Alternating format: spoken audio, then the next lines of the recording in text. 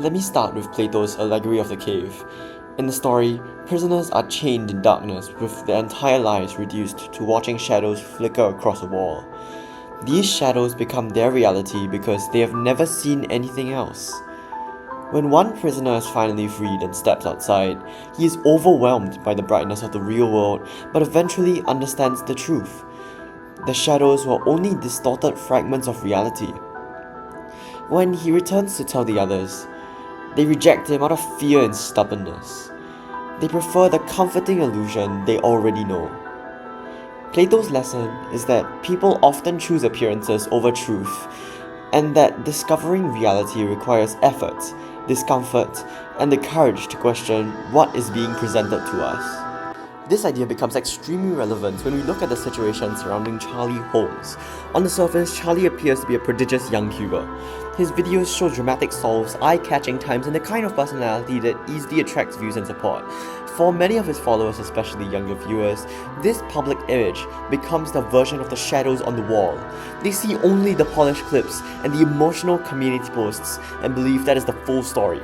But once you step out of that cave of curated appearances and examine what happened at Pickering and online, the narrative begins to unravel. At Pickering, Charlie's behavior did not reflect the discipline or respect expected at a WCA competition. He was not registered, yet repeatedly inserted himself into official competitor areas. He performed solves during other people's rounds, created disruptions in the solving stations, and approached competitors during inspection. He even spoke to someone during their inspection countdown, causing interference that could easily impact that competitor's entire average. These are not harmless mistakes made by an excitable child, they are conscious actions that show disregard for the competition environment. The incident involving Malik is especially telling. Malik finished his average and was walking back to his table when he saw Charlie walking away with Malik's square one in his pocket. When Malik looked at his table and saw the puzzle missing, it became immediately clear what had happened. Charlie had picked it up without permission, put it into his pocket, and walked across the venue with it. He only took the puzzle out once he thought he was out of sight. Malik did not have to track him down. He simply witnessed the act directly and confronted Charlie to retrieve what was his. Later, Charlie insisted that he never walked away with the cube and claimed that Malik and others had instead harassed him for 6 hours. His version of events contradicts what multiple witnesses observed and contradicts the direct sequence Malik himself experienced. It reflects the exact dynamic Plato warned us about. It is genuinely scary how easy Charlie can create a world in his own head that he starts to believe, even when the real world is right in front of him. When the conflict transitioned online, the same pattern of behavior continued. Charlie responded to any attempt to document or discuss the situation by threatening to report videos before watching them.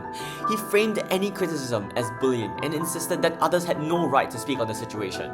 More seriously, he posted identifiable personal information about Malik on his channel, which crossed a significant boundary and placed Malik at actual risk. As soon as this began attracting pushback, Charlie released an apology. But this apology was structured not to take responsibility, but to draw sympathy. He described himself as a confused kid who had been acting out and insisted that others were mistreating him, even though his actions initiated the conflict. It reframed the narrative without addressing the harm he caused. When all these moments are placed together, a pattern becomes impossible to ignore. Charlie repeatedly disrupts competitions, interferes with other cubers, takes property without permission, denies any wrongdoing when confronted, and manipulates his audience to align with his preferred version of events. His public persona of an innocent, misunderstood child conflicts sharply with the documented reality of his actions. Many viewers only see the curated content he posts.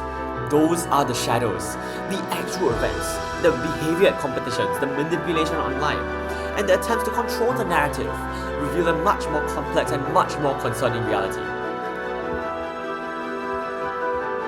That is why Plato's allegory matters here. It reminds us that it is dangerously easy to accept whatever version of events is placed in front of us, especially when it is emotionally appealing or presented with enough confidence. It is easy to stay inside the cave and watch the shadows because they are simple and comforting. But truth requires stepping into the light and looking directly at the evidence rather than relying on appearances. And so the question remains for anyone watching this situation unfold. Do we accept the curated story because it is easy? Or do we look closely at the documented behavior and judge the situation for ourselves? This story goes far beyond cubing times of personal drama. It is about authenticity, accountability, and the responsibility to distinguish between illusion and reality. Thank you. I think before I should end this video, I should probably say that this video is meant to make you guys think about what has happened and make an accurate judgment based on what has happened, because obviously I don't want to be here telling you how to judge. I want you to think about what has happened and think, how should I perceive Charlie? Please leave a like and subscribe on this video. It really helped me a lot, and I think you'd be faster than this 12-year-old if he wasn't cheating.